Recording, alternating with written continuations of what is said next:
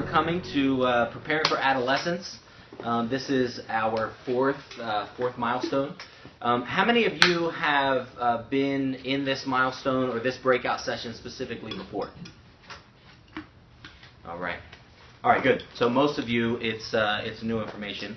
For those of you who it's, I will review, but I'm going to try and pick a different angle for us to approach this material. So, just so you know, I'm Greg Hill. This is my wife Angelina. We have 5 children. Isabella, our oldest, just turned 16 last week. We're celebrating her Sweet 16 party in a few hours. That's crazy. And then Jude, my oldest son, he's about to turn 14 in a week. Yeah. And then Law is 11, Asher is 6, and then Lorelai is 3. All right, so that's a little bit about our crew. Here's what I'd like to do. I'd like us to go around, and if you could just introduce yourself and what child are you thinking about when you think preparing for adolescence? All right, so for us, I'm thinking primarily of Law, and then that's who we're focused on right now with this one. But so for you, who are you here kind of representing? All right? I'm Larissa Silva, and we have 5 children. 2 of them are stepchildren for me. My oldest is 31, and my youngest is 10. And the first boy that I've raised since birth. And all of a sudden, in the last 2 months, I feel like maybe because it coincides with homeschooling for the first time, but I realize I must prepare for this next phase because he is like gates open. Yeah. Good. John Cummings, and we've got 5 kids. So I think mostly for 2 boys that are 12 and 9. Kind of looking at that. Good. I'm Susanna. Thanks for introducing me. We'll speak for yourself. Okay. Same 2 boys? Same 2 boys. That's good. We'll be on the same page. I deserve that, yeah. Go for it. Brian and Chrissy there, and I think for our daughter Abby, who's 9, so we're thinking ahead. All right. Good. Jan and Ray. We have a 6-year-old, so we're preparing. All right. Looking ahead. Good. Are they still here? You're up, Wilson. Are you still awake? That's hilarious.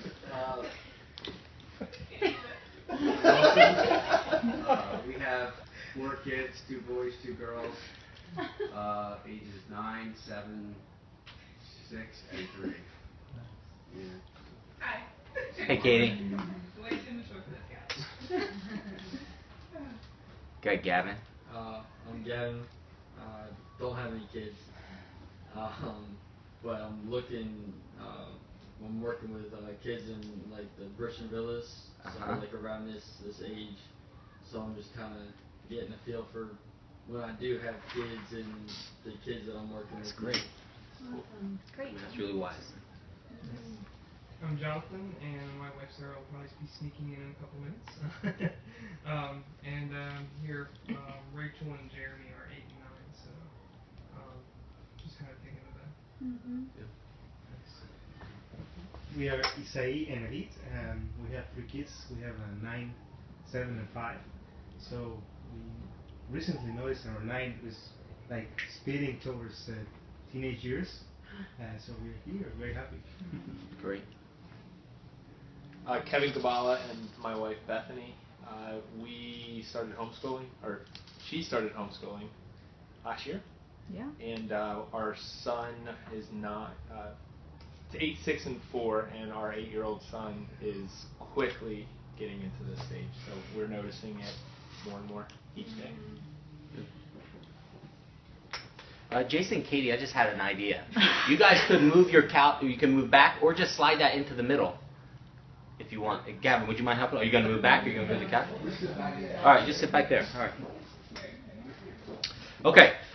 So this milestone, preparing for adolescence, is about designing a bridge for their transition into adulthood. And I know that as you're thinking, wait a minute, 8, 9, 10 years old, this is preparation for this transitional period into adulthood. It's kind of like a staging area before the launch into their teenage years.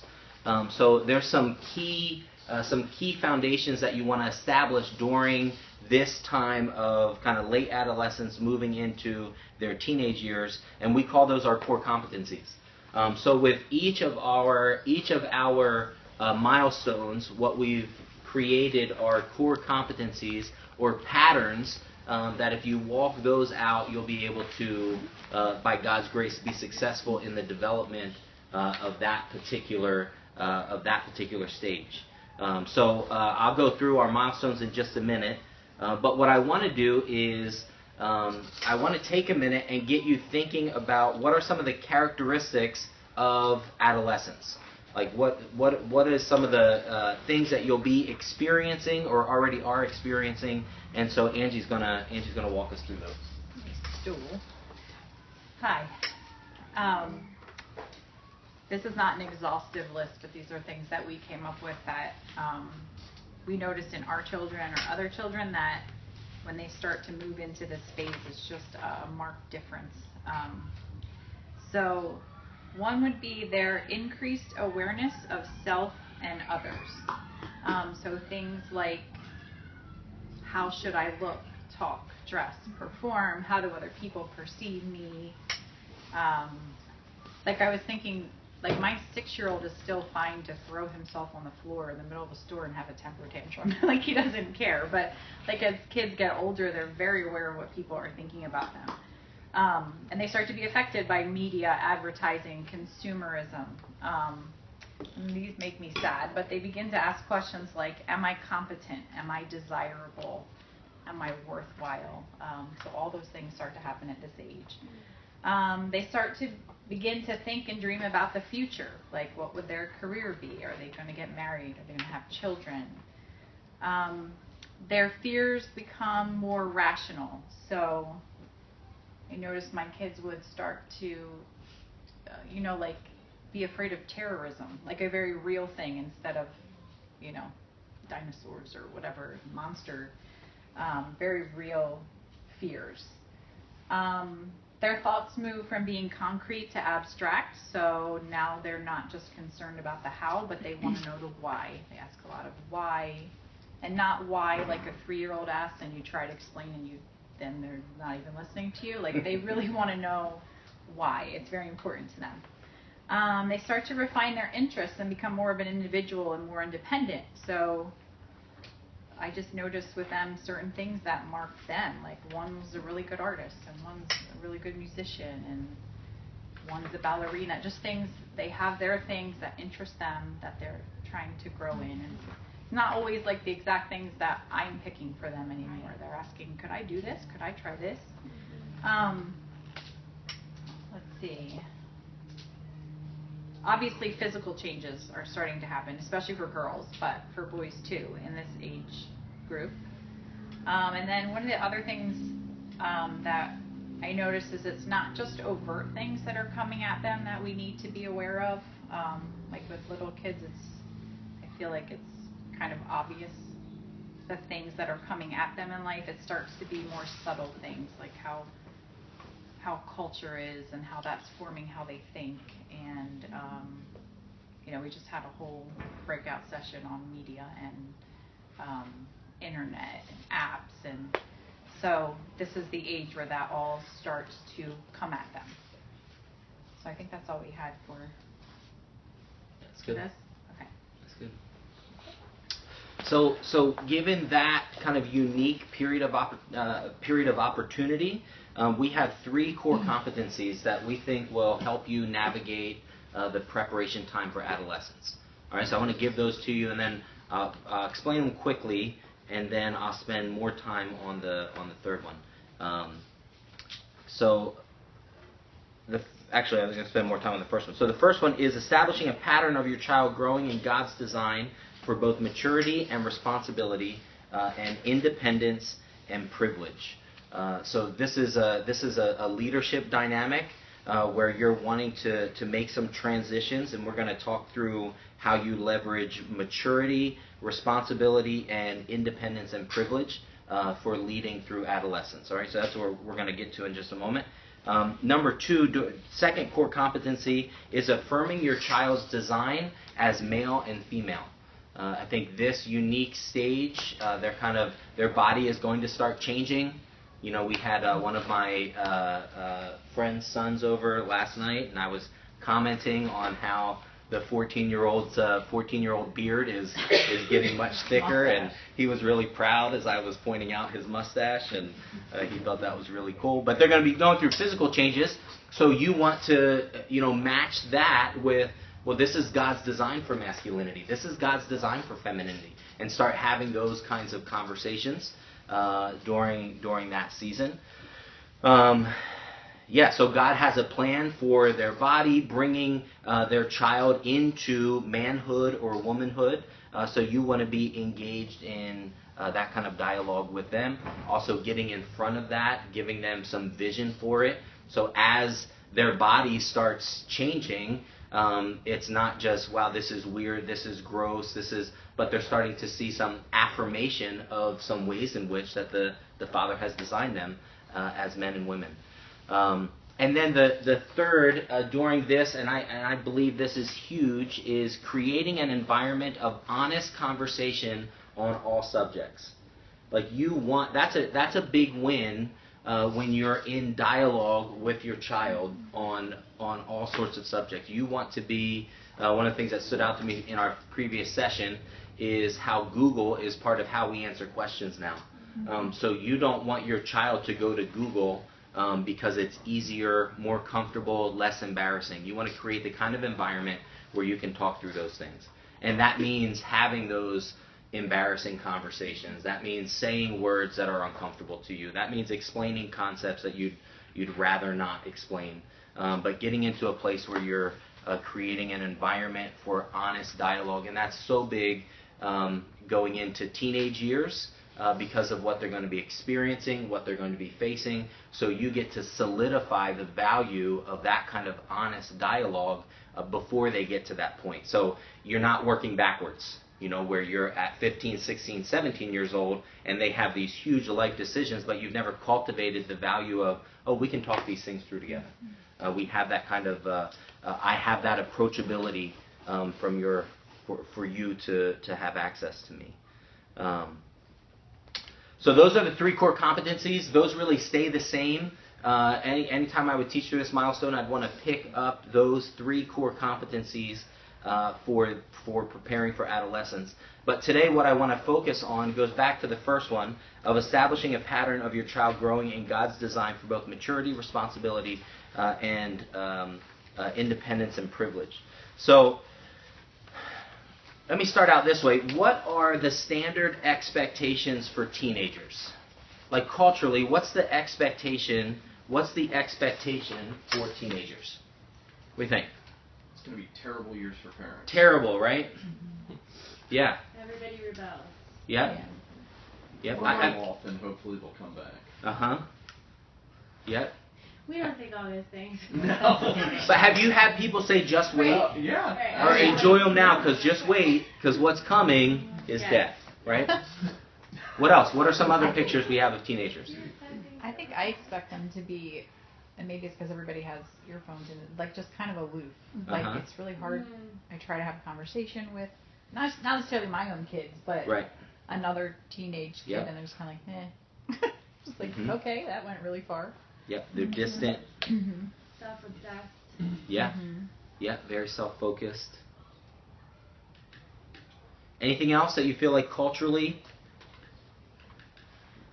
It's almost okay that they're disrespectful. Yeah, you should expect it because that's the norm. Yeah. I've also felt like culturally they act like teenagers can be adults, basically. Yeah. They can do whatever they want. And they're ready to do whatever they want. Yeah, interesting dynamic, right? So there's this sense of I'm completely dependent on someone else for provision, everything that I have, yet I should be an independent decision maker. Yeah. And there's that strange tension of, well, you lack maturity for that, yet there's an expectation that you have the freedom of that. And also, like, to have it, like, kind of all together. Like, to have plans and, I mean, I guess that's coming from, like, the older half, you know, coming into that, but where I'm going to go, what I'm going to do to have it all planned out, you know, it's tough. Yeah. No responsibility. Yeah. Yes. I can do what I A want. prolonged adolescence, right? Like where they're just a continuation of being a child. Yeah. Trying to think this in English, it's got a little harder, but they, as a group, are enemies of adults.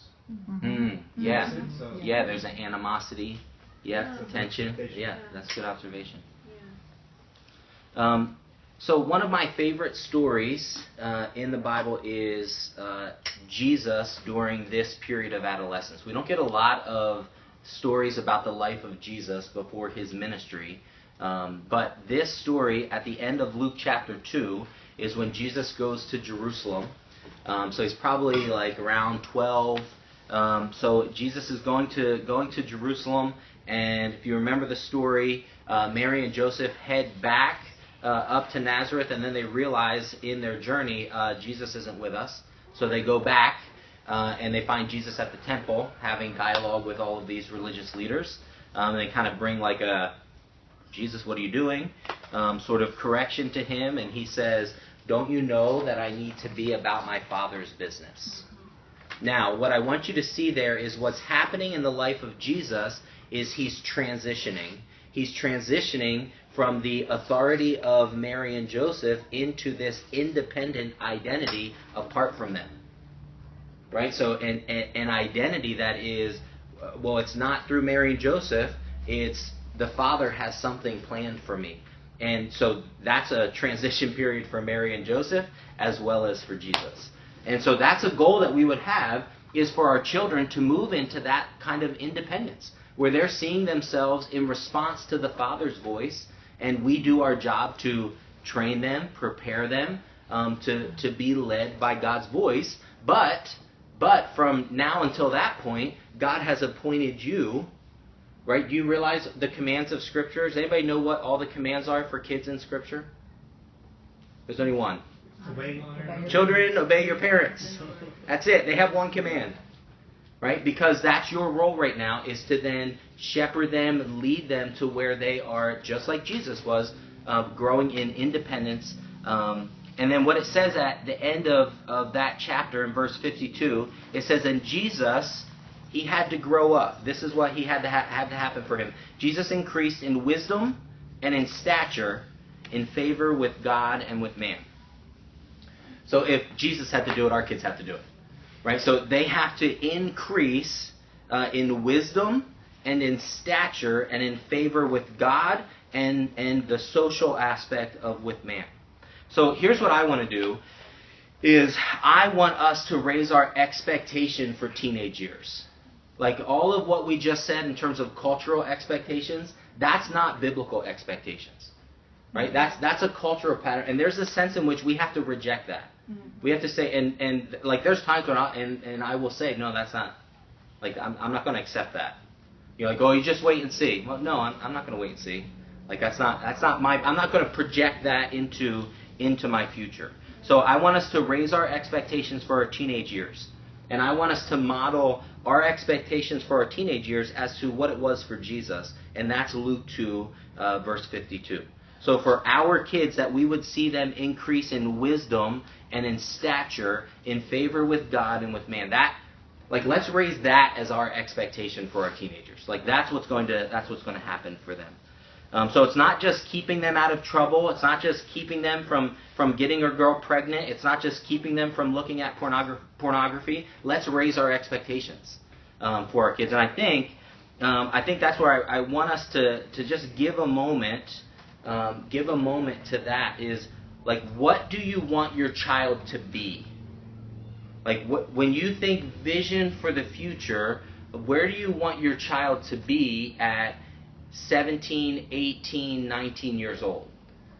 Right? So what's the character of your child that you want them to have? What are the patterns that you want to see established? And I think when we get vision like that of what do we want our child to be, then as we prepare for the teenage years, for them to that formative time of teenage years, we can start creating some patterns to help us to be successful during those teenage years. So I just want to give you a minute and jot down a couple of things. And Brandon kind of primed the pump with his question earlier, but I want to pick up on that and just write down like a thought or two of when you think 18, 19 years old, what do you want your child to be? All right, so go ahead and write that down. Don't feel the pressure of being exhaustive, just a couple of thoughts.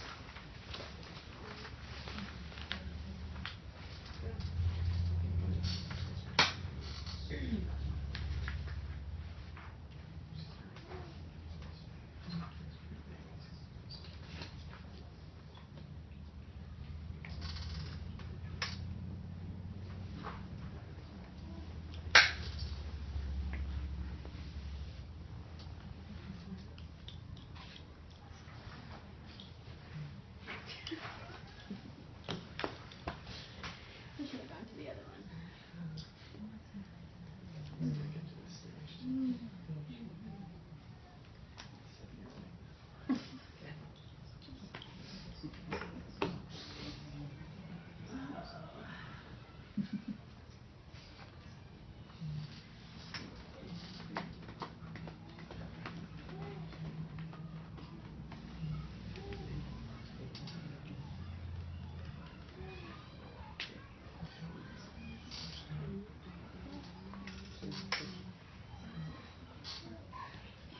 Okay, so whatever it is that you have there in terms of vision, and I'm not going to critique your vision, but whatever you have there in terms of vision, what the teenage years need to be is them incrementally growing up into that level of maturity.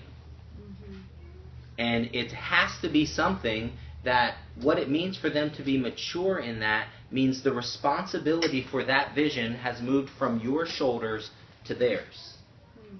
So you're not the one making it happen. They're the one owning it. So what we want to do during teenage years is incrementally help them move from dependence on you to independence.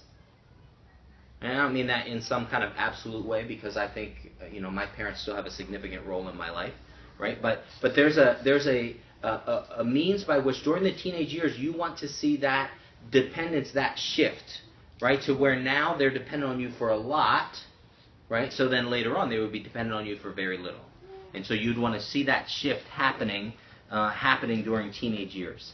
But in order for that to happen, we have to raise the expectation for what occurs during those teenage years. So if our expectation is that they're going to be isolated, that they're going to be lazy, that life's a prolonged adolescence, right, then that training or development is not going to happen for them. Yeah. Great. Have you ever sat your kids down and said, this is where I as a parent want to see, I'm trying to pick the right words, you be as an adult, so therefore this is the training that I'm going to be providing over these years and grow from, dependence to independence. Is there any buy-in on their part?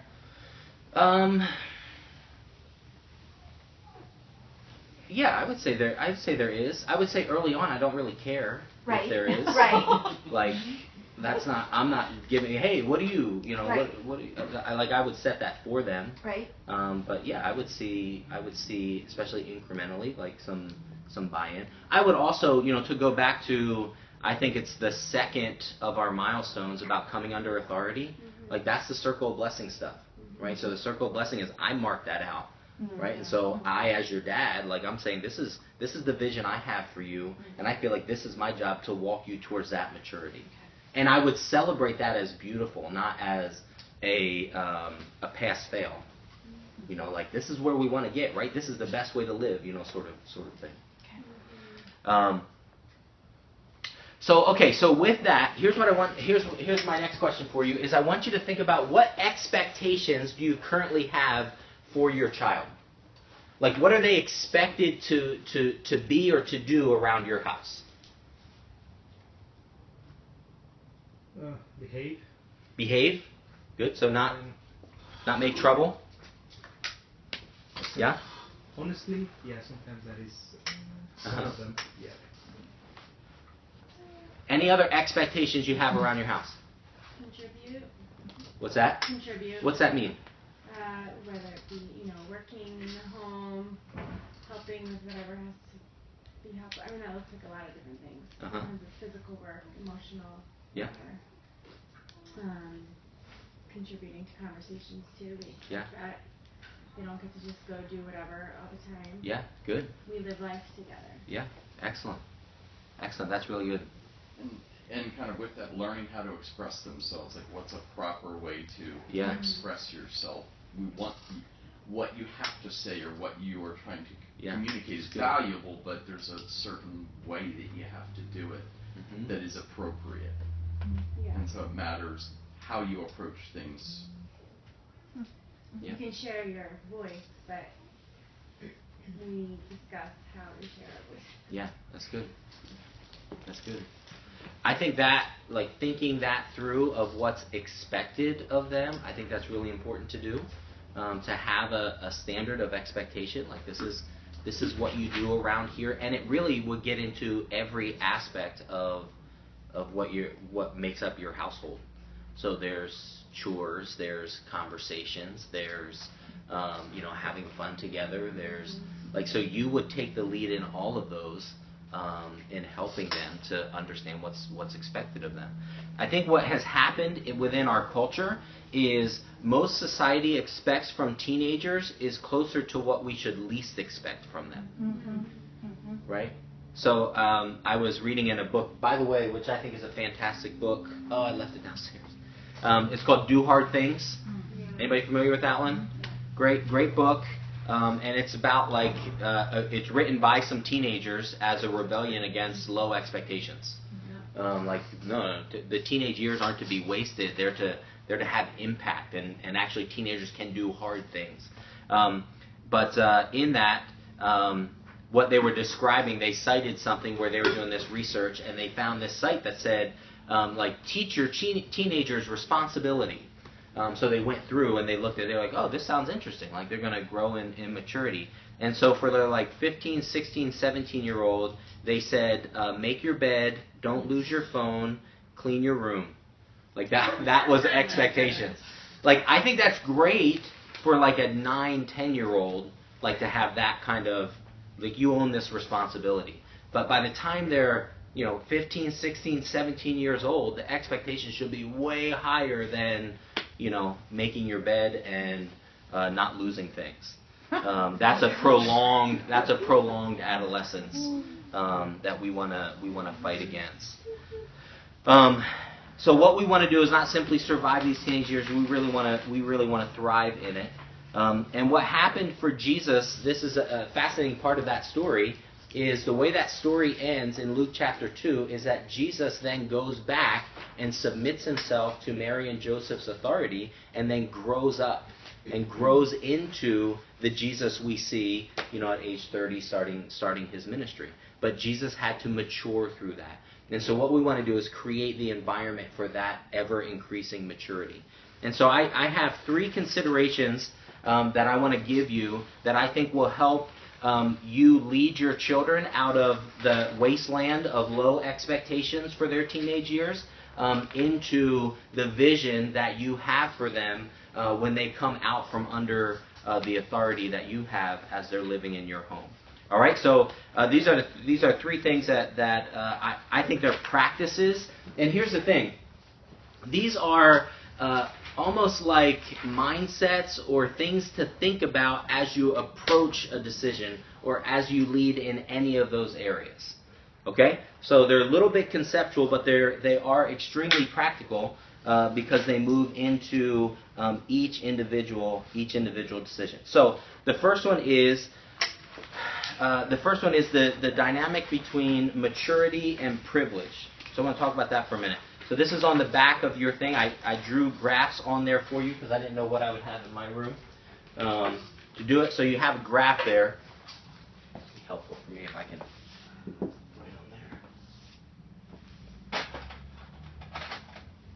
All right. So the first one is maturity and privilege. So this is the maturity. What is this thing called? The axis? Is this an X or Y? Y. Y. Thank you. Sorry. So on the Y-axis, and then you have privilege over here. Okay? So what you want to do is you want to strike a balance between maturity and privilege with your children. Okay? So you want to strike a balance between maturity and privilege. This is what you're leading at this stage. Right? So really, in many ways up to this point, a lot of parenting is, well, like, let me celebrate it for you, but fundamentally it's because I said so. Right? Like, walk within the boundaries. I'm your dad. Like, I'm going to lead you to good places. Do what I'm telling you to do. But what you want to see is, as you get out of that, that kind of top-down authority picture, you want to get into a theme of growing in maturity. So as maturity increases, right, so do privileges increase. So, for example, Law, who is 11, does not have his own cell phone. The reason is simple. He doesn't need one.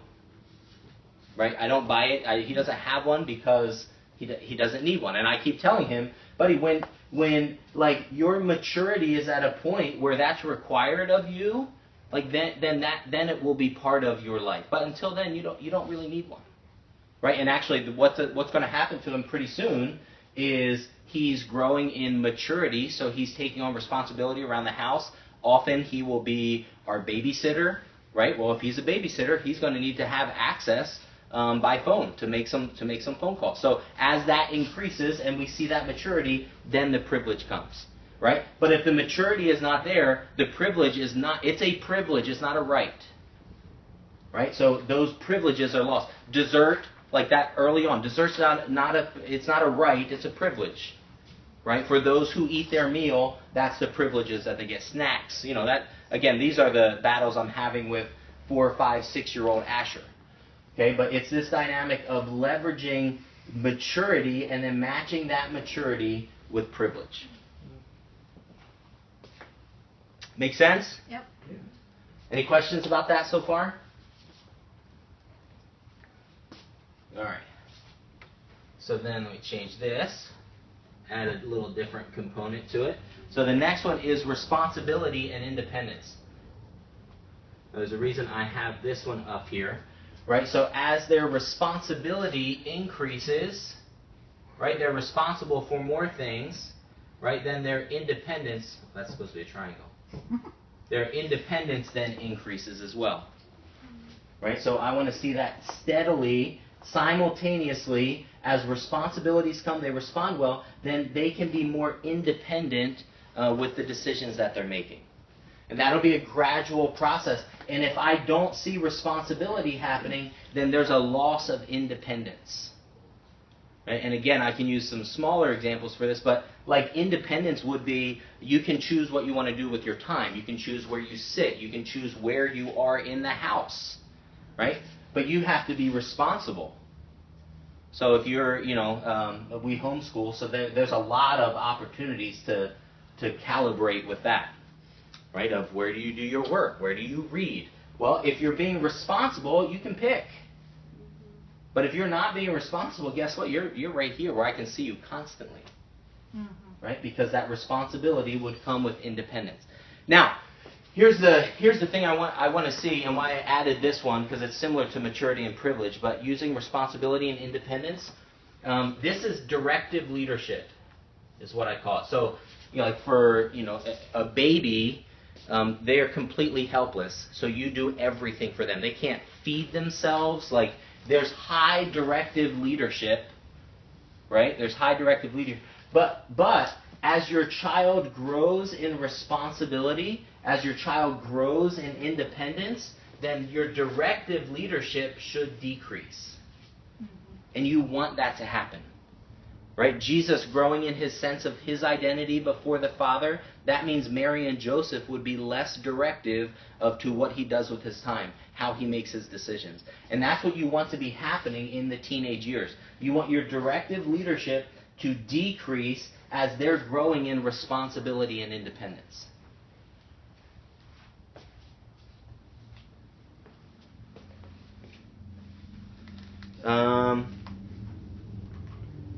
Any questions on that before I move on to the last one? Again, these are kind of mind frames or things to think through in the decisions that are coming up that would be very specific. Okay, last one I want to give you is, anybody ever do an Etch-a-Sketch? You know those things? Love those little suckers. But what you have to do is you work both dials at the same time, right? So there's some like calibrating up and sideways, right? So that's calibration, right? So apparently you do that when you hunt. I don't know anything about hunting or shooting, but apparently you can calibrate like a rifle from the aim of where it goes. That example doesn't help me because I don't understand. But this is about calibrating, and I want to calibrate two things. You're calibrating expectations and process, right? So we just said, what's your vision? And we want to have high expectations.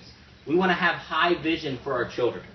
We don't want to set the standard low, right? And I think that's a big thing within our culture. I think our children have an amazing capacity to learn, to develop, to be contributors in their community, in your family, to do creative things, to offer leadership. Let's have high expectations for them, as opposed to, down here, would be low expectations.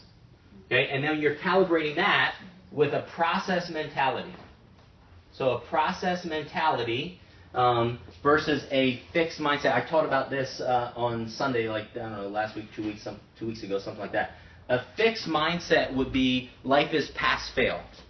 Right? So in for your children, it's pass-fail. Every situation is charged with, you got to get this right. And you can't get it wrong. And if you get it wrong, I'm angry, I'm disappointed in you. As opposed to a process mentality, which would say, this is an opportunity for you to grow. Let's learn from our mistakes. We want to move towards maturity. We want to grow out of immaturity. So let's talk about this. What can we do different next time?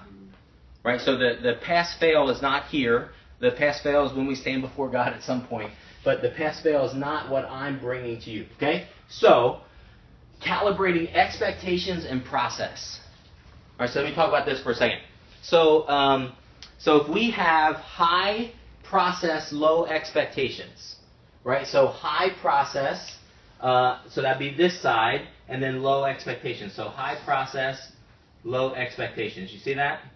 So what that would mean is they're high in the process category, but there's low in what you're expecting of them. Okay, so that would be a 45-year-old still living in their parents' basement.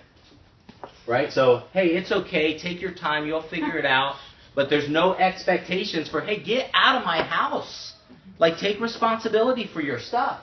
Like, there's times to grow. So, and so that could feel very loving, right? But we want to have high expectations, and not just high process. Right? So that's high process, low expectations. Okay? Low process, low expectations. So that would be over here. Low process, low expectations. What's that environment like? Playing electronic games all day long. Yeah. Yeah. No reason to get up. Don't have anything to do. So what does that feel like in the life of an individual? No value and purposeless. Mm-hmm. Yeah, there's no expectations. Your life really, it doesn't contribute. There's no expectation for you to contribute. That's a nasty way to live. Mm-hmm. Right? So there's low expectations, but then there's also, it's like a fixed mindset, low process. You're going to feel like a failure. Mm-hmm. And you just feel stuck in that place. Okay, low process with high expectations. What's this like? Frustration. Yeah, frustration. It'd be like the military home. Parenting. Yeah. Military parenting. Like, you got to get it right, right? And this would be fear-based. Because you have high expectations, high standard, and it's always pass-fail. Yeah. And here's the thing about this style of parenting, it actually works. It works. It will breed rebellion eventually, but like early on, it's going to work. And I remember like parents like 5, 6, 7, 8 years old, like if that's what they're bringing to their child, it'll probably modify behavior, but you lack the capacity to really train the heart here. And eventually, once the child is no longer fearing you, which they will eventually tune you out, so once they no longer fear you, then you haven't transferred any value other than you need to, fear the leader that's over you until you don't have to. Right? So that would be low in the process. It's a pass-fail, but with high expectations. And I think often for us as Christians, we would tend here, right? And we would Christianize it, or we tend here because it seems more loving. But the goal here, the dynamic we're looking for, right, is high on process and high on expectations. And I think as we calibrate towards that, what we do is we develop like independent decision makers that really own the values of what we're trying to train them in. As we calibrate the expectations, so we haven't gotten rid of the expectations, oh honey, it doesn't matter. No, it does matter. This is, by the way, kind of like my parents worked together here. Because my mom would have tended down here, and my dad would have tended over here. So together they found some sort of balance over here. So let's talk about like what could be a way that we do that. Again, you guys are setting the vision. I'm not telling you the vision that you have for your children, but what could be some ways or some tools during this period of adolescence that can set you on this path of learning to navigate between expectations and process. I'm going to give you a couple of examples, and this is just from our house. So one of the things that I've done, I'm looking at my watch as if that tells me what time we're ending. 12:30? 12:45. 12:45 is when we end, right? Yeah. So we got 15 minutes. Okay. So this is one thing I've done when my boys love knives. I don't know. They're weapons. They're sharp. They're dangerous. That's very exciting. They're powerful. So one of the things that I've done is I haven't given them a knife because they turned 10. But I thought, you know what? Let me use this as an opportunity to develop some maturity in them. So I use this verse out of Hebrews 11:6. Whoever would draw near to God must believe that He exists and that He's a rewarder of those who seek Him. Right? So God rewards those who are pursuing Him.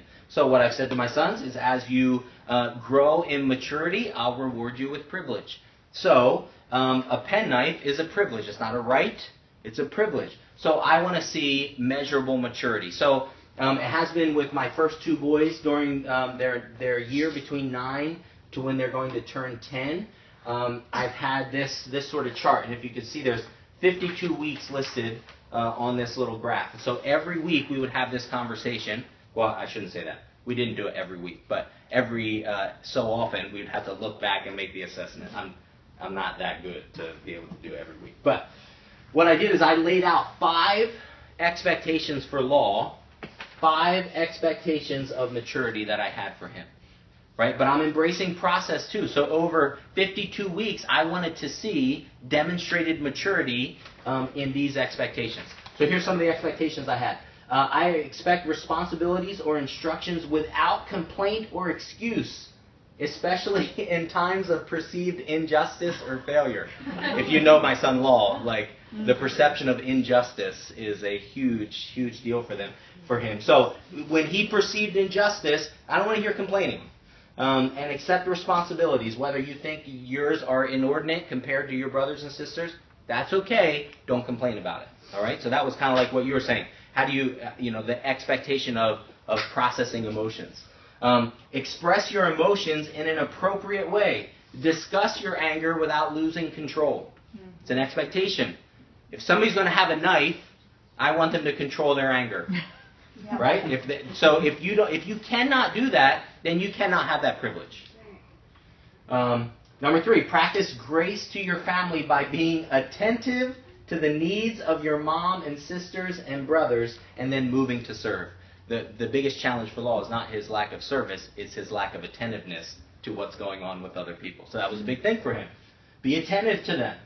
By the way, when I did this for Jude, it was a different list. Number 4, consider others. Look people in the eye. Be respectful to others. Shake hands. Ask and answer questions. So my Law, he is the loudest child I've ever met. Right? But if we were somewhere and he had to speak to somebody, like, you'd be silent. I'm like, you're the loudest kid I know. Like, speak up. And like we can celebrate. He actually led something at his co-op the other day. Did great. Yeah, but that would have been terrifying for him a couple of years ago. And then number 5, read the book of Proverbs and make a list of your favorite Proverbs. Read the Gospel of Mark and make a list of what Jesus is like. So that was something of some character formation for Law. So those are the 5 things, and then we would review them. Right? So, and when we would review them, there was, if I remember correctly, there was $1 available each time we reviewed for each week. Right? And so I would give according to how well did you do there. And the idea was that money would get set aside to purchase a penknife. Right? So that was the idea. So anyway, that was one of the ways I tried to calibrate expectations and process to develop some key themes with Law during that time. Yeah. Did he embrace the discussion times of going over this with you? Yeah. Yeah. But it was also... More I think if you're talking about a personality thing, probably much more so than Jude did. Jude's argumentative. Do you mean like, would he agree if he really earned it? Or would he argue through even that I'm guessing, because Gary was involved, I'm guessing Jude argued everything and Law accepted Jude is typically in any correction, Law would be more humble to receive it. And Jude would not be. Right. He's always right. So but again, I would come back to you're exactly right. Like, receive correction without argument would have been one of Jude's themes here. But in processing with them, I'm the dad. Yeah. So I'd say, son, you might have felt differently or thought differently, but that's what came off of your life. I get that as a parent, but what I'm struggling with, and I look back at my other kids and I think, this is so awesome. But sometimes a secondary gain of $1 or a penknife, like, could you as a parent really see their heart move over that year? I guess that's really what I'm questioning. Yes. Like, could you really see that this was a process of growth for him? Mm-hmm. Yeah, I would. But I also, like, I want to be clear, and that maybe this would be helpful. Like, my parenting isn't based on monetary rewards like a penknife most of the time. But that was a significant event, or I saw it as a significant, like, stage of life thing where I could go after some key themes to do it that way. Can I say something? I'm just thinking through that. Even as me as a grown man adult, I go to work and my boss will lay out, all right, this is what my expectations are of you and your team throughout this year. If you do this, you're going to get rewarded. And it's like, wow, that motivates me. I know it would motivate maybe some children, maybe not others. But I think whether you're a child or an adult, rewards are great at times to use for certain people. What I liked about this one in particular, too, is that the duration was a year. So it wasn't like an immediate privilege. Like, it was... you know what, you get a quarter this week, and that goes into the bank. Let's work on that. Like, let's look at these, and so there would be like an ebb and flow throughout the year of what got into, what got set aside. So even the monetary reward wasn't, that was secondary because it would take a year to get there. Well, and you were just repeating the theme. Same themes. Staying with it. Yeah. Let me do this other one. I had forgotten that this wasn't that long ago. My kids make fun of me. They say I call family meetings, which I don't think I call them family meetings, but this would have been one from a family meeting. Everybody listen to Angie. So what we did was we came up with, Angie found this somewhere, it's house rules for personal responsibility.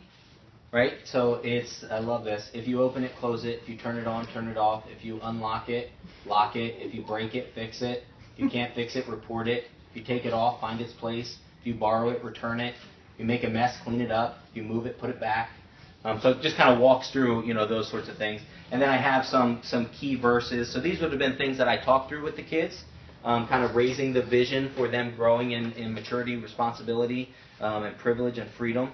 But then on the back, this is kind of where the rubber meets the road for them, is I would have projects for the day, and this would be stuff that they would have to keep organized all the time, or projects of like what they needed to do, and then habits that I wanted to see instilled with them. So this is like a type of chore chart, but this is an expectation I wanted to make clear for them.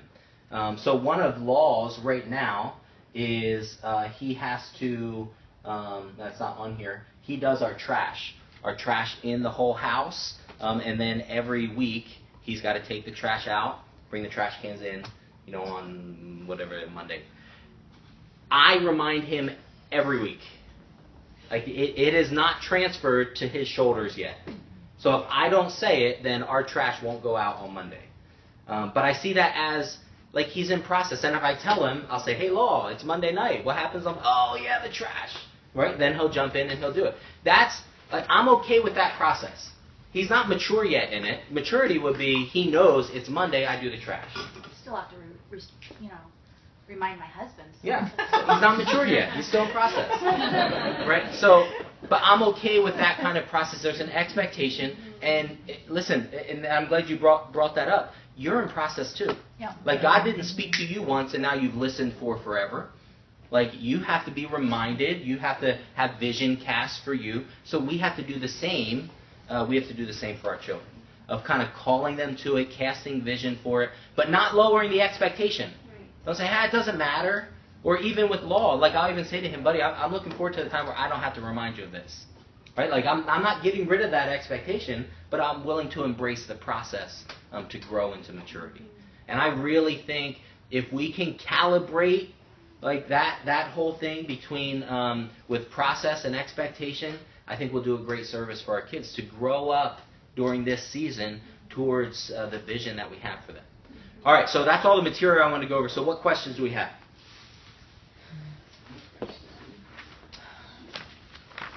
How do you handle with multiple children at different age levels and your expectations for, like, something doesn't get put away? Yeah. And they say, it was one of the littler ones. Yep. Who did it. Yep. Like, I've heard that before. That? Yeah. So, either avoiding the animosity between the children or right. avoiding them being able to right. have it. I would point out that none of those toys I've ever played with that I usually put away. So like, I'm not asking you to do something that I wouldn't do myself, And I also point out that we're part of a family, and that's how we serve each other. And so we're not in this on our own. We don't just do it by ourselves. So yeah, they use that, and we'll help clean up after them. And then the other part is the expectations certainly are different for younger ones.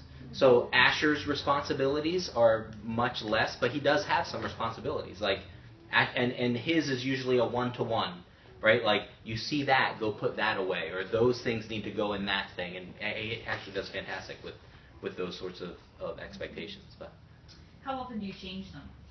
Like how often do you switch around? So yeah. We've done both, where we had like a rotating thing, and then we realized that didn't work well for us because we were always forgetting who was on what rotation, and also different ones are good at different things. Yeah. So we've just kind of set some things. Yeah, it was almost like I was wasting our time to put. Right. Sounds terrible, but certain kids on certain. It took so much longer, but then they were better at something else. So. Yeah. I mean, I would say the things that are their responsibility, they just always have to do. Like if you're directly the one making that mess, or it's your bed, that's your job every day, no matter what.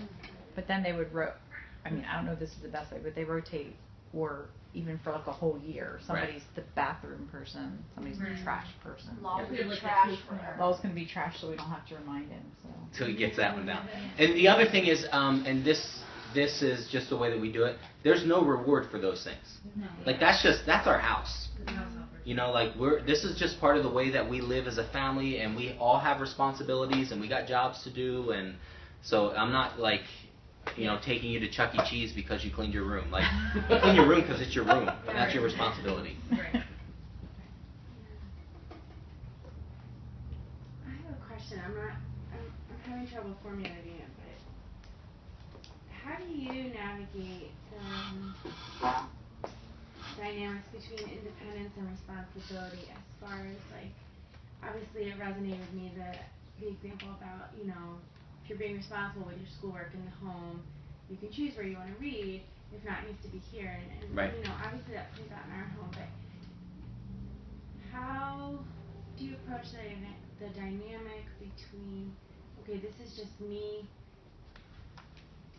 doing directive leadership or discipline? Difference between directive leadership and discipline? Like, cause some moments are just teaching moments, other moments are discipline, and it's like continually irresponsible, and then I'm like, oh, I should discipline this, but, or just the fact that, like, you sitting in front of me having to read right here is not discipline, it's just because you're not responsible. Like I said, I'm having trouble formulating it. Well, first of all, I would say that is discipline. I would put it in the category that's corrective discipline. Okay. So if you were more mature, you wouldn't be sitting here.